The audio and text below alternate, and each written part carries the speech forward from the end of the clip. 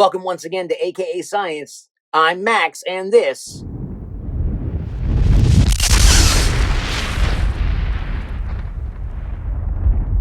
is Earth Rocks. We are up to Class 7, Oceanography.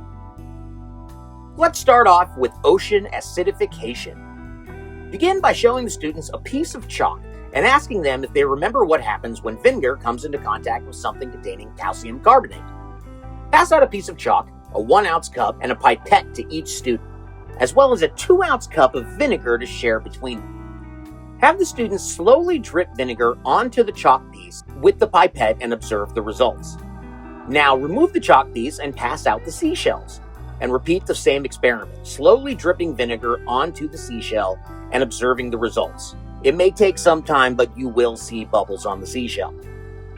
Now clean up the mess and let's move on to plate tectonics. Pass out a quarter sheet of chipboard and a lump of Play-Doh to each student.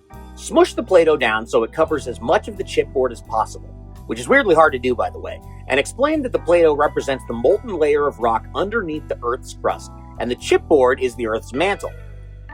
Give each student a piece of cardstock and have them tear it into 3 or 4 pieces. Then arrange the pieces along the torn edges on the Play-Doh, close but not touching. Now have the students push the cardstock and Play-Doh around to simulate how the tectonic plates move, observing the differences that happen when you move them closer together or farther apart, rub them against each other, or perhaps push one on top of another. Let them move their continents around the magma for a bit, and we can move on to the final activity, Tsunami Ahoy! If you can, do this one outside. Take a large aluminum pan and place the chopstick domino lamp piece on one side of the pan. Fill the pan about 1/3 of the way with water and give each student 1 domino, having them set up the dominoes on the flat part of the lamp.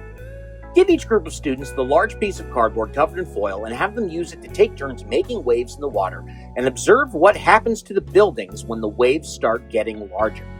Reset the domino buildings and give each group the smaller piece of cardboard covered in foil and inform them that this is a breakwater, which they can use to block off part of the path of a wave.